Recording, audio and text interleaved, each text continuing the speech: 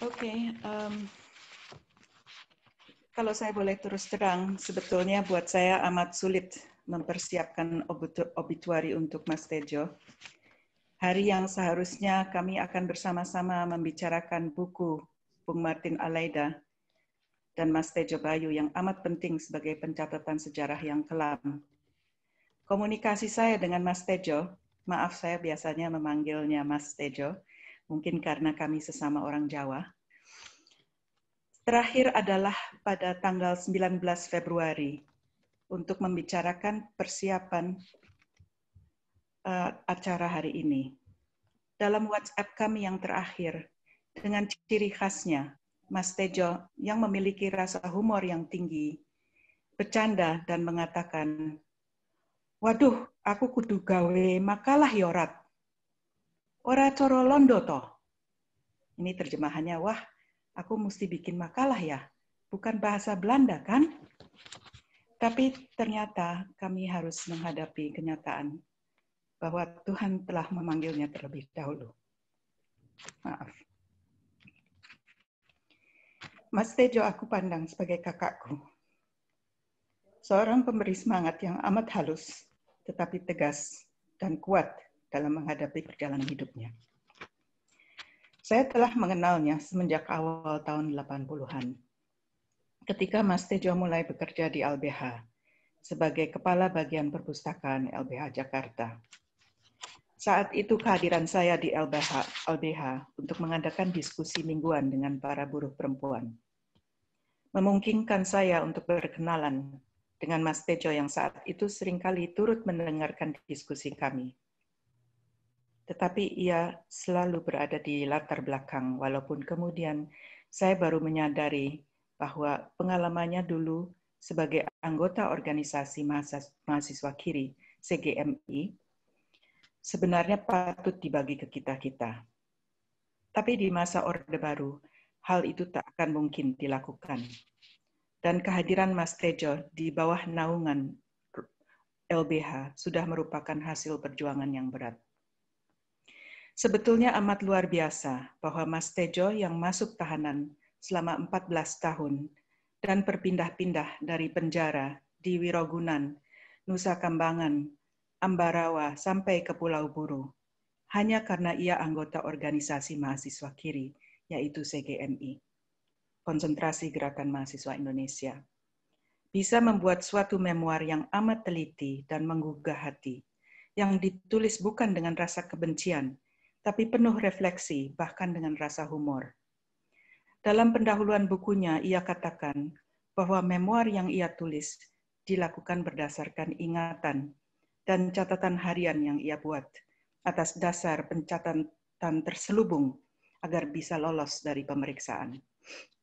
Mas Tejo amat tegas mengatakan bahwa propaganda para penguasa Orde Baru begitu hebat, di mana kami-kami yang datang di Pulau Buru ini dianggap anti Tuhan, tak beragama, pembunuh jenderal, dan segala macam omong kosong lainnya itu.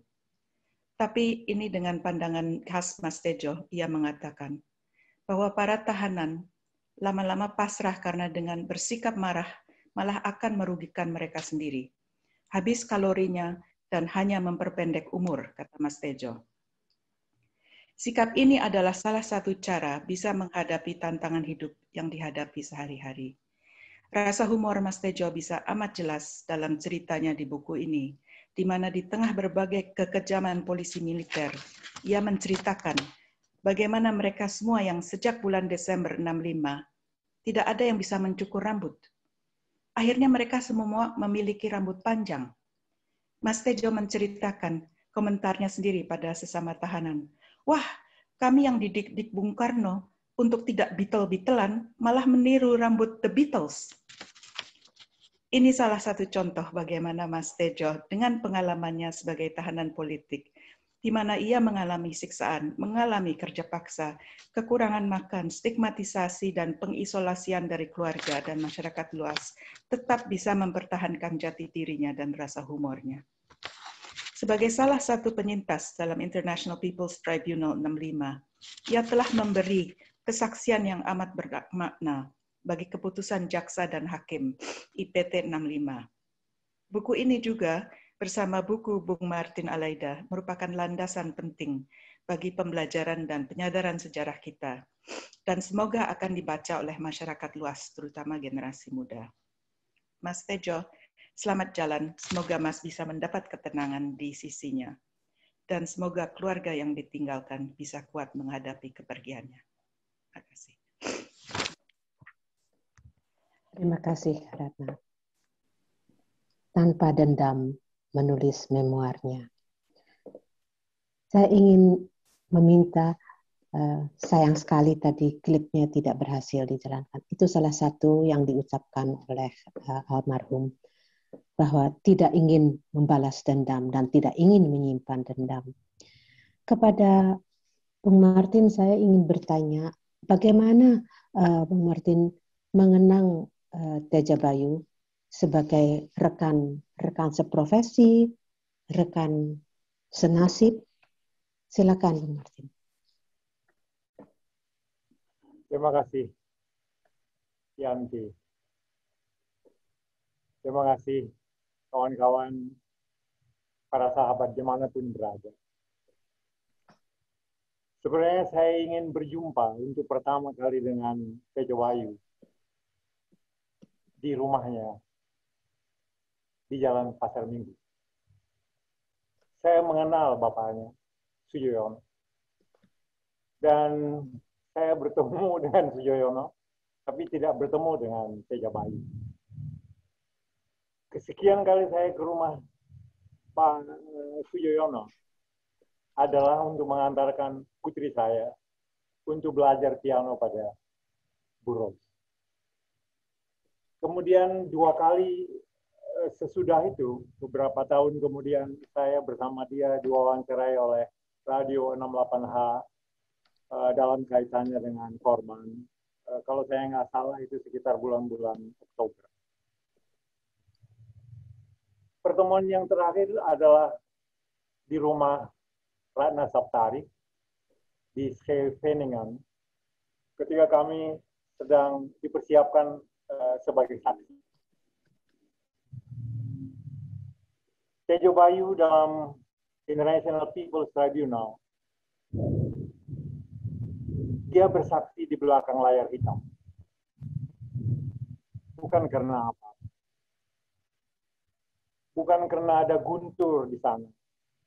Tetapi memang kesehatannya tiba-tiba memburuk pada waktu itu. Sebenarnya, pada kesaksian Tejo Bayu, saya ingin mendengar apa yang terjadi dengan Profesor Lukman Sutrisno, yang menurut Teja adalah anggota CGMI, yang kemudian berbalik menjadi seorang interogator yang bengis. Sebagai saksi, ketika itu memang kesempatan yang terbuka bagi Tejo adalah saksi dalam hal tuduhan kerja paksa. Tetapi apa yang saya harapkan dari Tejo kemudian muncul pada waktu persidangan itu dibawakan dengan sangat tragis dan dramatis oleh Bu Pinky. Dia bercerita mengenai seseorang yang menuduh dia sebagai gerwani, dan Bu Kingkin mengatakan tidak, dia adalah IPTI. Dan memang benar. Mungkin Lukman Sutrisno tidak bisa membedakan atau sengaja tidak mau membedakan apa beda antara Ikatan Pemuda Pelajar Indonesia, di mana Kingking bernaung, dengan gerwani. Itu mungkin kebodohan yang dia sengaja untuk menyiksa Ibu itu. Dalam kesaksian Bu Kingkin, saya menemukan sastra lisan yang luar biasa. Dia menceritakan bagaimana dia disiksa dengan ditelanjangi dan bulu kemuanya dibakar oleh interogator, dalam hal ini Lukman Sutrisno. Bu Kingkin tidak menceritakan siapa nama orang itu. Nah, puncaknya adalah ketika jaksa, saya sudah lupa apakah itu Todung Mulya Lubis, tapi yang jelas di barisan jaksa yang bertanya, siapa orang itu? Lama Bu Kingkin baru menjawab di belakang layar hitam. Dan itu menjadi kuat, kesaksian itu menjadi kuat karena dia muncul di layar hitam. Bu Kingkin bertanya, apakah saya boleh menyebutkan nama? Oleh jaksa dikatakan, silakan. Dia bertanya sekali lagi, apakah saya boleh menyebutkan nama? Silakan, kata jaksa. Dan Bu Kingkin mengatakan, Lukman Sutrisno. Dan saya masih ingat gereja tua di mana International People's Tribunal berlangsung. Tertegun. Saya kira semua orang menangis. Termasuk hakim yang penglihatannya tidak sempurna. Dia mengatakan sidang di adjourn. Dan saya merasa gedung yang tua itu, saya kira itu bekas gereja, ikut menangis. Dan ketika hakim mengatakan adjourn, saya turun ke bawah. Saya mendekati interpreter booth. Jadi di booth penerjemahan itu ada dua orang, satu laki dan satu lagi perempuan. Kebetulan di pintu booth itu yang laki. Saya tanya, bagaimana kesan Bung mendengarkan kesaksian tadi? Terus dia mengatakan, saya lupa namanya. Penerjemah itu dia katakan, tentu bahasa Indonesia sangat bagus. Dia bilang, Saudara Martin, saya tidak tahan mendengar itu. Dan saya beruntung bahwa saya tidak dalam tugas. Yang bertugas adalah rekan wanita saya. Saya mendapatkan apa yang saya harapkan dari Teja, saya dapatkan dari Bung Kingkin.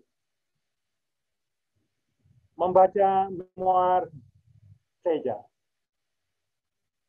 saya merasa dia bersaksi dengan menyingkirkan semua tirai hitam.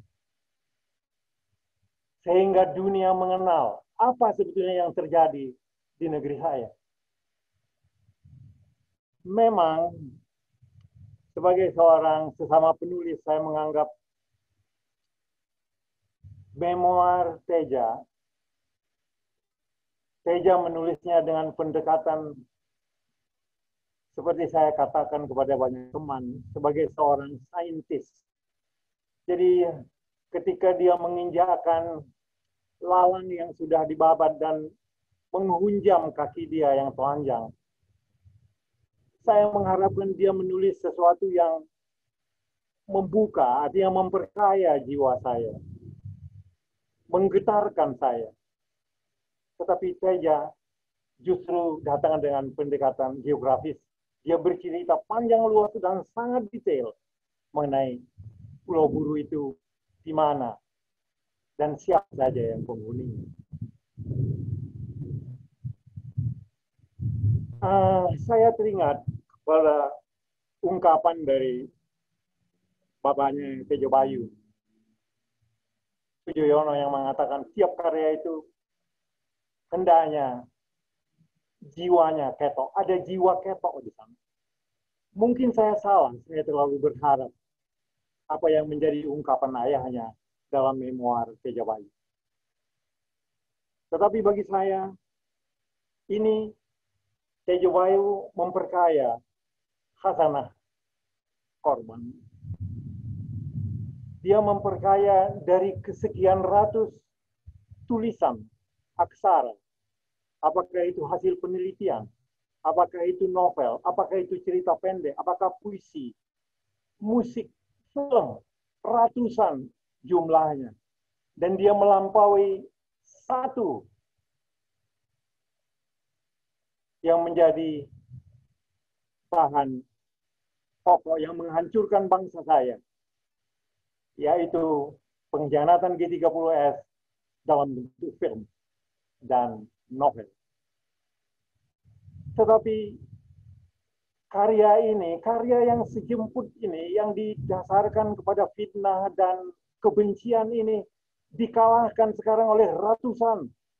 Saya kira tidak terhitung jumlah karya-karya sastra. Dan Tejo Bayu muncul dengan memoir dia, seperti yang dikatakan oleh Ratna, tidak menunjukkan dendam atau kemarahan, tidak. Mungkin itu ada pada saya, tetapi tidak pada Tejo Bayu. Dan dalam hal ini, Tejo Bayu memberikan contoh kepada saya bagaimana menulis dengan teliti dan memberikan kekayaan kepada orang yang membaca.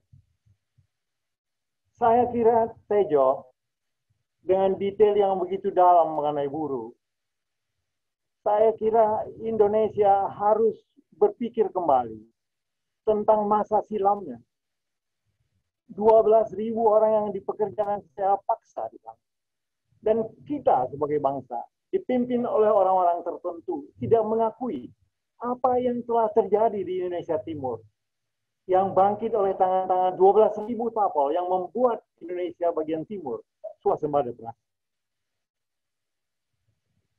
Kita tidak mengenal buruh sebagai penghasil beras, tetapi tahanan politik membuat Indonesia bagian timur berswasembada beras. Dan pemimpin saya tidak berterus terang. Tidak ada modal kejujuran. Tidak ada hati.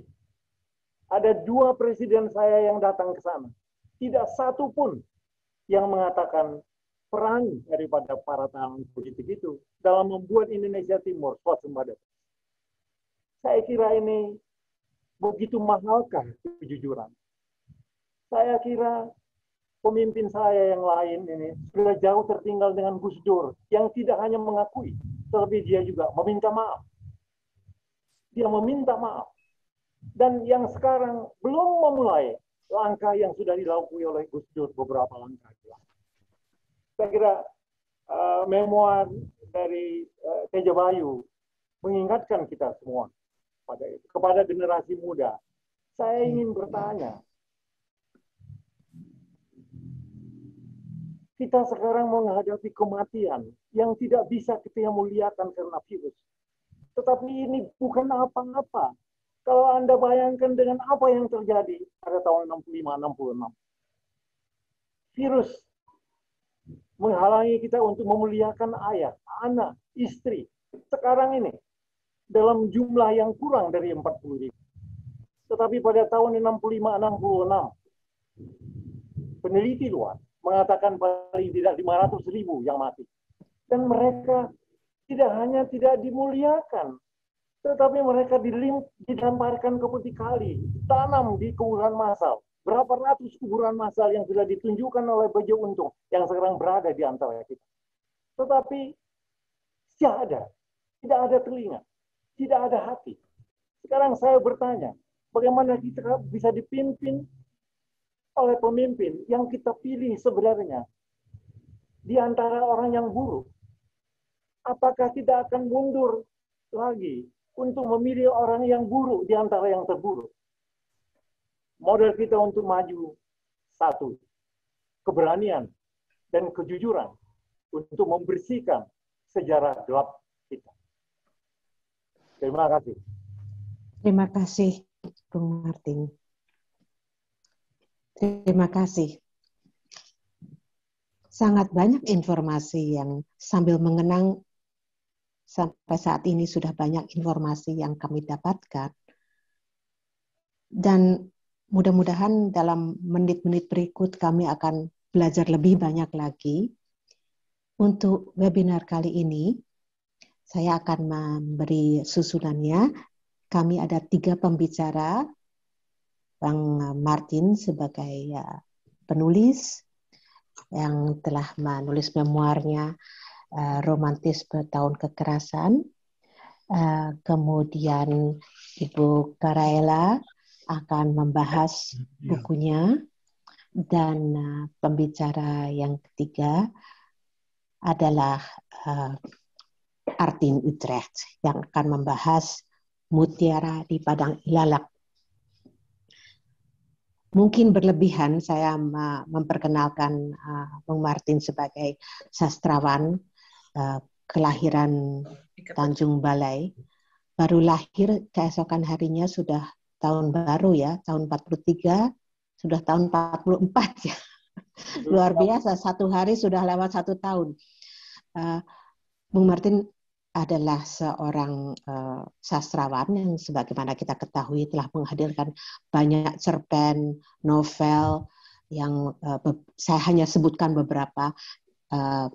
Mati Baik-Baik, Kawan, kemudian Langit Pertama, Langit Kedua, dan Bung Martin juga mendapat berbagai penghargaan dan memenangkan berbagai hadiah. Salah satu penghargaan adalah untuk Leontin Dewangga. Banyaklah, tinggal di Google saja, Martin Araida.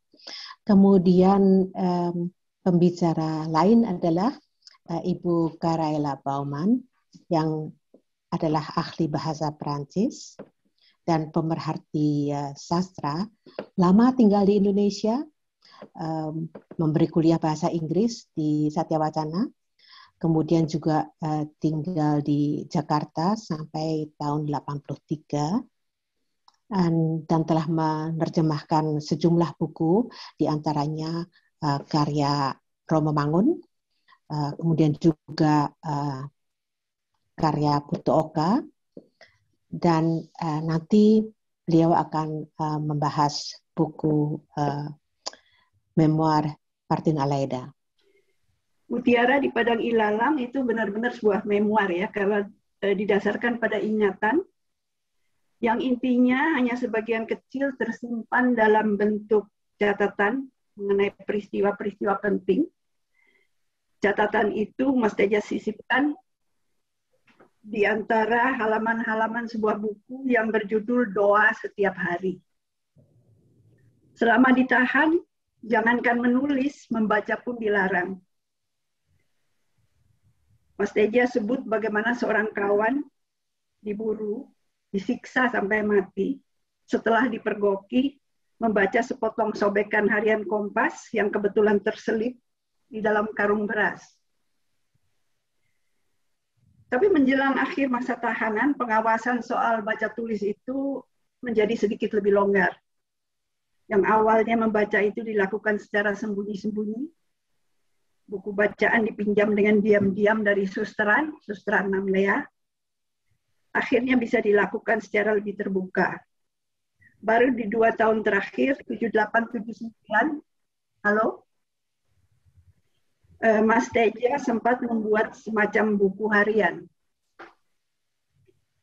Syukur catatan-catatan itu lolos dari pemeriksaan akhir ketika meninggalkan Buru.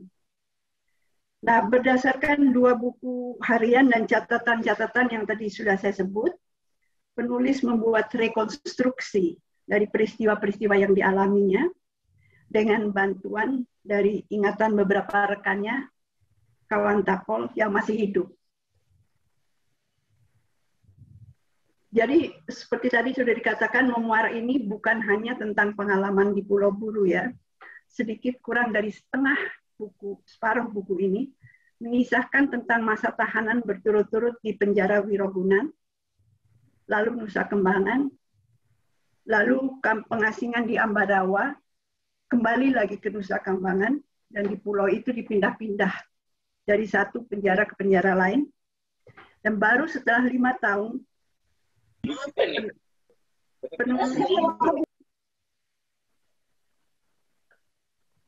penulis diangkut dengan sekitar 500 tapol lainnya ke Pulau Buru. Memoir ini ditata secara kronologis menurut kamp tahanan, jadi ada bab tersendiri tentang Wirogunan, ada yang tentang Nusa Kambangan, dan seterusnya. Di masing-masing bab pengalaman diceritakan bukan kronologis, melainkan terbagi menurut katakan menurut tema ya, dalam satu alur cerita yang bebas. Hanya bab tentang Buru saja karena panjang dibagi dalam blok-blok atau paragraf terpisah, yaitu antara lain tentang jenis-jenis kerja paksa, perlakuan oleh para serdadu, hukuman, siksaan, peristiwa-peristiwa pembunuhan, dan sengaja Mas Teja memakai istilah serdadu untuk menekankan perilaku tentara yang seperti serdadu kolonial Belanda. Jadi bukan memakai istilah prajurit.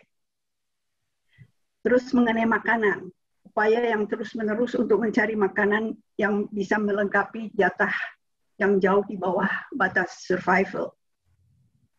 Mengenai geografi alam penduduk lokal Buru, mengenai kedatangan keluarga Tapol tahun 72 karena itu mengubah kehidupan untuk sejumlah Tapol, dan banyak lagi paragraf lainnya. Saya kira penting menyebut kapan dan bagaimana pemenjaraan Mas Teja itu yang selama 14 tahun itu dimulai.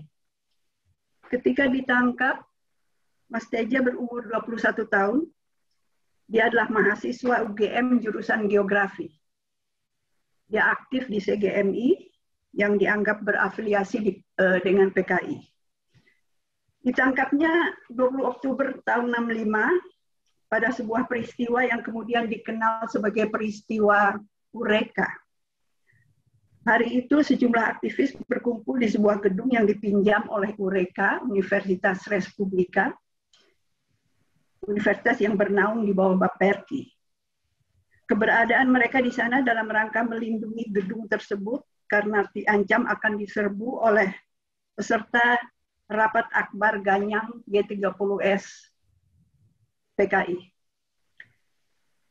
Banyak kawan-kawan ada di situ, selain rekan-rekan CGMI, ada anggota pemuda rakyat, ada aktivis sanggar-sanggar seni seperti Bumi Tarung, pelukis rakyat, ada anggota HSI, dan ada beberapa teman dari asrama yang dikatakan oleh disebut sebagai demobilisan tentara pelajar.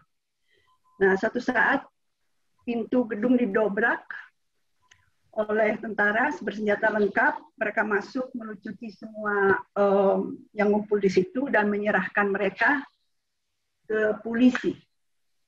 untuk digiring ke dalam truk dan langsung diangkut ke penjara Wirompungan. Oke, gimana kesan saya mengenai Mutiara di Padang Ilalang ini? Pertama, yang seperti sudah dikatakan, rinci dan teliti dalam pengungkapan data. Kelihatan sekali Mas Teja itu orangnya tekun dan suka melakukan penelitian. Juga minat dan pengetahuannya luar biasa luasnya. Menyebut orang itu sebisa mungkin dengan nama lengkap, dari keluarga mana, sejarahnya, pendidikannya, dan bukan hanya orang, banyak hal yang disentuhnya ditelusuri lebih jauh. Seperti geografi, tadi sudah disebut, jenis tanaman, bangunan, penggunaan teknologi, macam-macam. Memori ini juga memuat beberapa foto dan gambarnya bagus-bagus, dari tangan kawan sesama Tapol, Leo Mulyono.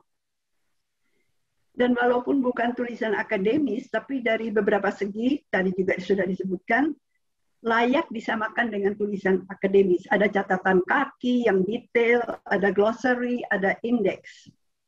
Dan ada daftar Tapol yang meninggal di Buru selama 10 tahun. Dan meninggalnya karena apa? Ada yang mati karena penyakit apa saja, mati ditembak tentara atau hilang, atau mati karena siksaan,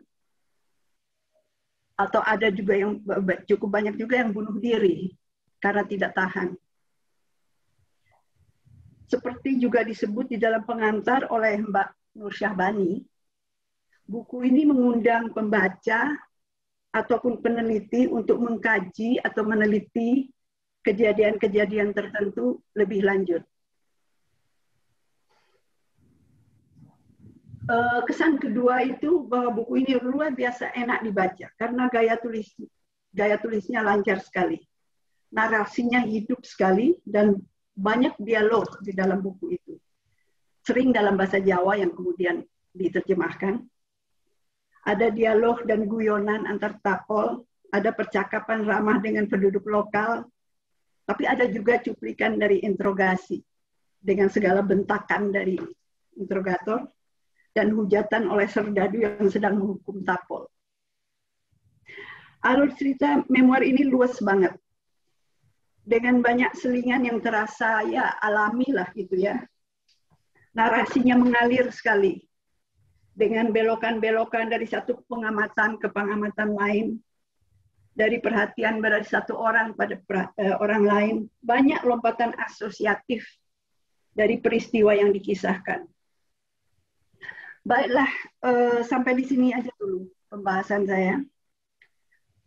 Saya harap telah mampu menyampaikan kesan-kesan saya, terutama kekuatan buku Mutiara di Padang Ilalang ini. Mengapa memoir ini menarik untuk dibaca, dan sedikit banyaknya mengapa memoir ini adalah sumbangan yang berharga kepada proses pengungkapan kebenaran tentang kejahatan di tahun 65 dan 66 dan sesudah itu. Terima kasih. Baik, terima kasih Ardin. Kemudian bila nanti ada pertanyaan, mohon dicatat, bisa diajukan pada bagian kedua setelah Bung Martin nanti akan menyampaikan pesannya. Dan sekarang saya minta Ibu Karaela untuk membahas memoir romantisme tahun kekerasan. Saya tidak lihat di mana. Oh ya, itu. Silakan Ibu Karaela Baumann. Selamat pagi, selamat sore semua di mana-mana. Terima kasih Bu Yanti dan Watch 65 untuk memberikan kesempatan pada saya membahas pada Zoom ini buku memoir Pak Martin Aleida, Romantisme Tahun Kekerasan. Sebelumnya saya minta maaf untuk kekakuan dalam bahasa Indonesia yang saya tidak bicara setiap hari. Dan kemudian juga masih ingin saya menceritakan bahwa saya juga pernah menerjemahkan keluarga gerilya dari Pramudia, saya kira penting untuk diketahui di sini. Ya, betul. Maaf, saya lupa menyebutkan. Pada waktu itu saya memikir baik untuk orang Belanda membaca buku itu. Oke, begini. Romantisme tahun kekerasan adalah satu buku yang tersusun dari 6 cerita memoir terpisah. Tapi ada kaitan juga dengan memoir yang lain. Bacaan memoir itu mengesankan, mengharukan, menarik hati, menggelilikkan, memarahkan. Dan terus bagus sekali. Dan mengapa begitu akan saya kemudian menjelaskan. Alasan yang pertama. Mengapa mengapa mengesankan? Ya. Mengapa mengesankan? Buku itu bisa dibaca sebagai semacam thriller. Si pembaca memikir terus-menerus apakah karakter utama Martin akan selamat atau toh ditangkap. Dan setelah ditangkap dan ditahan di kamp konsentrasi, apakah dia dan teman-temannya akan disiksa. Dan kalau disiksa, apakah mereka akan selamat atau tidak. Bagaimana pertanyaan pembaca itu, bagaimana tahanan itu akan mengakhiri. Alasannya yang kedua, keharuan.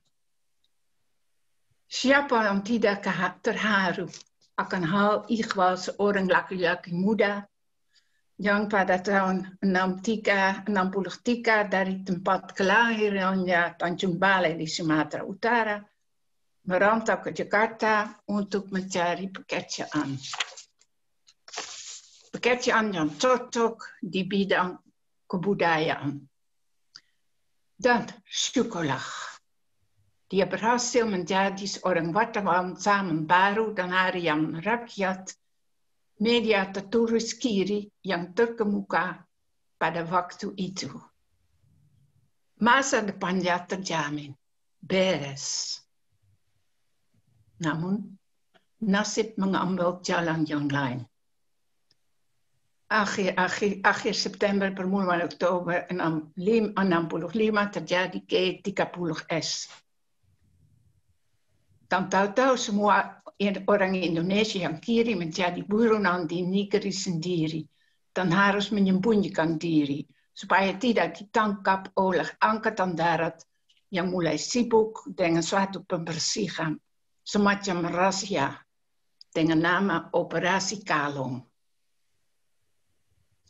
Perasaan pembaca tegang, terharu dan penuh empati akan nasib semua seniman dan wartawan yang telah hilang di belakang tembok-tembok dan kawat berduri di kamp konsentrasi di Jakarta.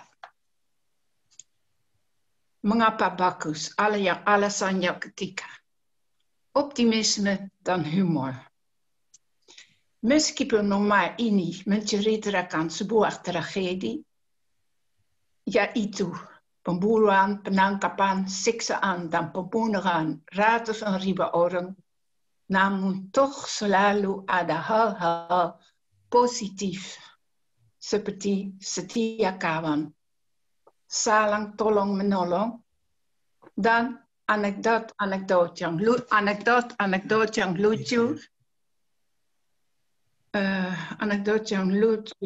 di mana saya, atau menyedihkan tentang semua kenalan lama dan baru dari Martin. Anekdot itu merupakan semacam motif tetap yang ditenun dalam memoir itu.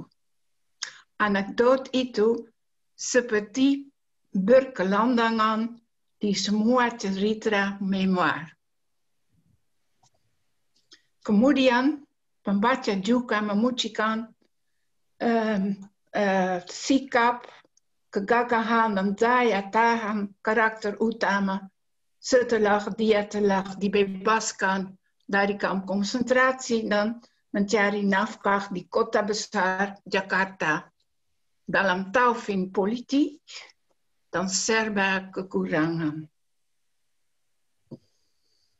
Dan tentu juga lukisan personal love story dengan kekasihnya di pedesaan dekat Solo memberi pula variasi romantis meskipun peristiwa-peristiwa mengerikan di sana juga. Memoir ini juga bisa dibaca tersendiri sebagai cerita pendek. Dan itulah tidak mengherankan sebab Martin Aleda ada penulis cerpen terkenal. Terima kasih, sekian. Ya, terima kasih Ibu Karaela. Boleh saya minta Bung Martin memberi presentasinya? Mungkin dibatasi waktunya sehingga nanti kita masih ada waktu untuk peserta mengajukan pertanyaan. Saya langsung boleh bertanya, kita berdiskusi dan kalau begitu saya ingin bertanya. Bang Martin mengatakan di usiaku yang lebih dari 3/4 abad baru menulis memoir ini. Jadi lama setelah kejadian, apakah sulit dan apakah ada sesuatu yang mendesak, ada sesuatu yang urgen sehingga dirasakan harus menulis ini? Ketika saya dibebaskan dari kamp konsentrasi operasi Kawang, seperti saya tulis di memoir saya masuk ke dalam penjara yang jauh lebih besar. Karena di Jakarta ketika itu tidak ada lagi tersisa sahabat saya, kawan saya, semua orang-orang kiri sudah semua diringkus. Jadi niat untuk menulis memoir ini sebetulnya sudah lama. Dia semacam katakanlah The Call of the Wild, judul novel dari Jack London, di mana anjing terakhir yang bisa bertahan hidup untuk menghela kereta. Dia mendengar di kejauhan lolong anjing, lolong saudara-saudaranya. Dan lolong itu, atau call tadi, call semacam call untuk kebebasan itu, mendorong dia untuk mengejar kebebasan. Tetapi pada tahun-tahun ketika saya mulai dibebaskan, itu tidak mungkin saya menulis.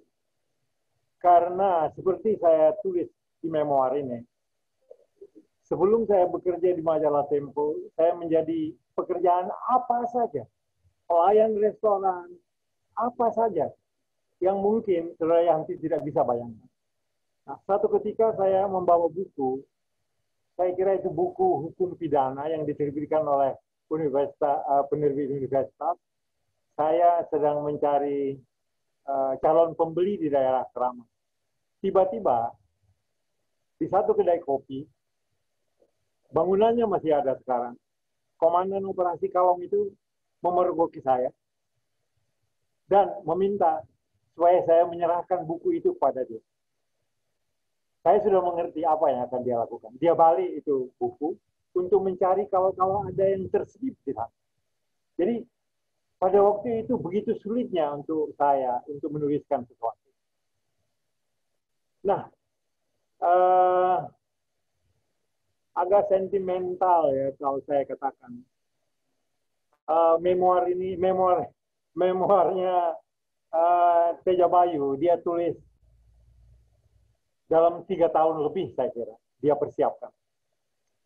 Saya sendiri setelah selesai memori yang dia persiapkan dalam 3 tahun, dia pun meninggal. Tetapi saya sendiri mempersiapkan memori ini dalam 3 minggu, dalam 3 bulan.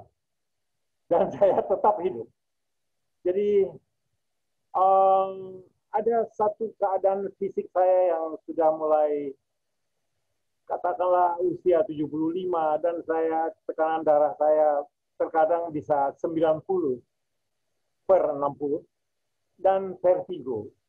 Saya 2 kali muntah di tempat tidur sehingga tidak bisa menghadiri satu pertemuan yang penting di harian Kompas. Saya bilang saya nggak bisa, saya vertigo. Jadi ketika itu saya berpikir, the call of the wild, saya harus sambut. Jadi saya tulis itu dengan bantuan banyak teman. Ini ada pertanyaan dari David Hill kepada Bung Martin. Pertanyaannya begini, mengenai proses penulisan memoir ini. Bagaimana Bung dapat menemukan kekuatan batin dalam diri untuk menghadapi kembali kenangan pahit masa lalu untuk menulisnya dalam memoir ini? Apakah tidak terlalu menyakitkan untuk digarap kembali? Itu pertanyaan dari Pak David Hill. Terima kasih, David. Saya masih ingat pertemuan kita 1 tahun lebih yang lalu di Bakul Cafe di Cikini. Saya merindukan Anda untuk pertemuan berikutnya kalau pandemi ini sudah reda. Jadi ada satu hal yang membantu saya. Sebetulnya catatan sepertinya tidak ada. Semua itu berdasarkan betul-betul memori. Nah, dalam hal ini saya dibantu oleh istri saya. Karena istri saya ini juga ditahan oleh operasi kalong selama 3 bulan, saya kira. Jadi surat-surat cinta kita, misalnya, itu termasuk yang dirampas oleh operasi kalong dan tidak dikembalikan. Begitu juga warisan yang dikirimkan oleh ayah saya, itu tidak dikembalikan. Jadi dalam hal detail, misalnya, istri saya itu bisa membantu, banyak membantu. Jadi ketika kita melewati jembatan di mana diperkirakan ayahnya dibunuh sebagai seorang tokoh tani dan tokoh Partai Komunis lokal di luar kota Solo, di daerah yang namanya Jatitekan. Nah, kita ke sana. Dan dia yang menunjukkan, dan juga bagaimana keluarga dia, ibu dia itu melarikan diri ketika sang suami itu dikejar-kejar. Dan semua itu bahan dari istri saya. Maksudnya, Ibu, bagaimana? Sebagai seorang, ya, maksud saya sebagai pemerhati sastra, bagaimana menilai bahasa yang dipergunakan oleh Bang Martin? Ya, menurut saya sudah sedikit menerangkan, betul ya. Menurut saya bukunya bagus dan ditulis dengan baik dan kaya kata-kata dan aliterasi dan ya seterusnya, sehingga saya senang sekali membacanya. Dari sudut sastra. Ya. Itulah dari sudut sastra. Dan saya ada 6 alasan mengapa buku itu bagus. 6-7 alasan saya kira. Mengharukan, mengesankan, dan optimisme dan humor, dan juga rasa menyesal daripada pembaca, marah dari pembaca, dan kepentingan juga untuk sejarah. Iya. Ya? Kemudian ini ada pertanyaan lagi dari Pak Bejo Untung. Dalam memoir Romantisme Tahun Kekerasan, diungkap para cecunguk teman sendiri yang menjadi interrogator. Ya. Bisakah Bung Martin menambahkan lagi karena ini penting untuk pelajaran moral. Mereka para pengkhianat yang hanya pentingkan untuk kesenangan pribadi tapi mengorbankan orang lain. Saya sebut ada Burhan Kumalasakti, Mahmud, Pringgodikdo, dan lain-lain. Ini untuk catatan sejarah. Silakan, Bang Martin. Terima kasih, Bung Bejo.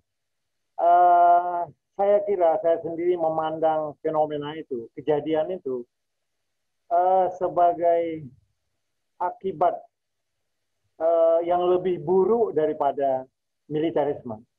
Karena mereka merusak kepribadian seseorang, membuat misalnya Burhan seperti itu. Tetapi yang saya dengar, Burhan itu melakukan itu, sebenarnya dia menyembunyikan seseorang. Kalau saya nggak salah, adalah Sri Ambar. Nah, dia melakukan itu. So, Burhan ini adalah pada awal Oktober 65, teman saya memonitor RRI daerah. Saya menganggap mereka adalah korban. Memang yang mereka lakukan memang keji.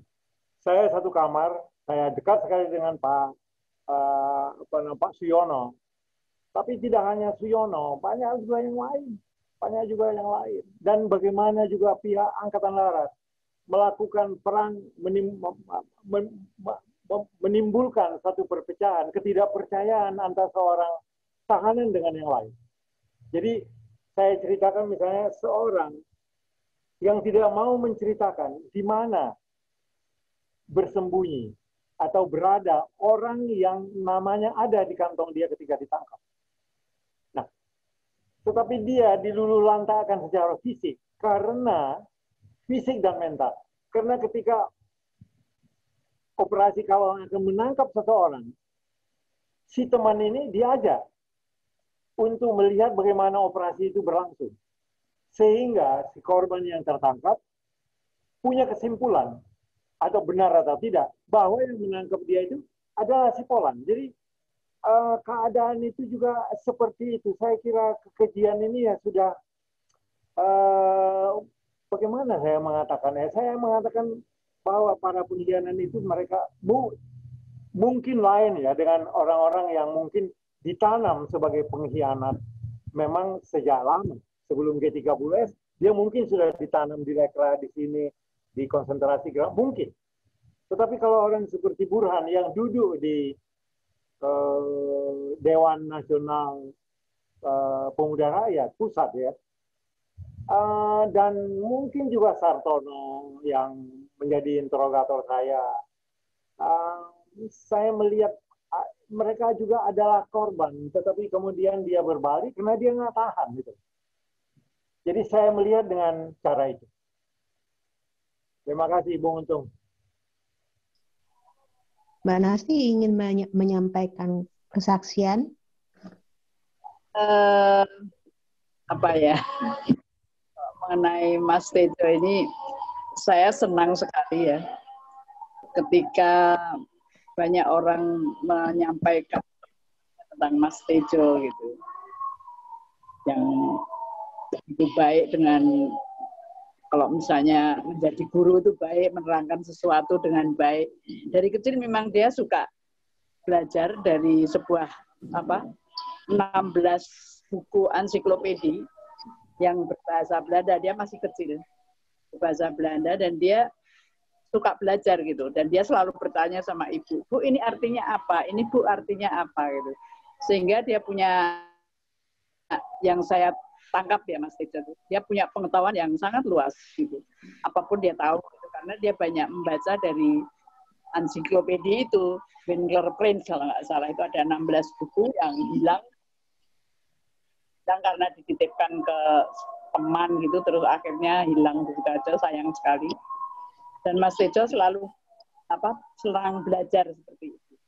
Belajar itu kesan saya waktu masih kecil ya. Dan kami akan, karena dari sejak 65 itu kami tidak pernah berkumpul 8 ya. Kami kan 8 bersaudara. Dan kami tidak pernah berkumpul 8 orang lengkap gitu. Biasanya hanya 7, 6, 5 gitu. Kalau dalam pertemuan gitu keluarga gitu kan, kami selalu mengadakan pertemuan keluarga 2 kali. Ketika ibu ulang tahun, ketika bulan Natal gitu. pas itu di rumah ibu.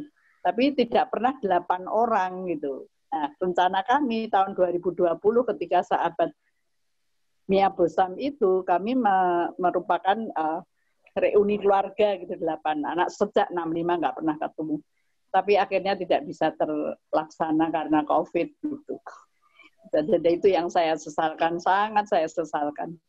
Terima kasih pada semua peserta, terima kasih Bang Martin, terima kasih Bu Karaela, terima kasih Artin Utrecht untuk semua pemaparan dan pertanyaan. Terima kasih atas nama Watch 65. Masih banyak yang ingin kita ketahui. Dan mudah-mudahan ini bukan webinar terakhir dan buku pasti masih banyak menyusul ya. Saya kira sampai di sini perjumpaan virtual kita kali ini.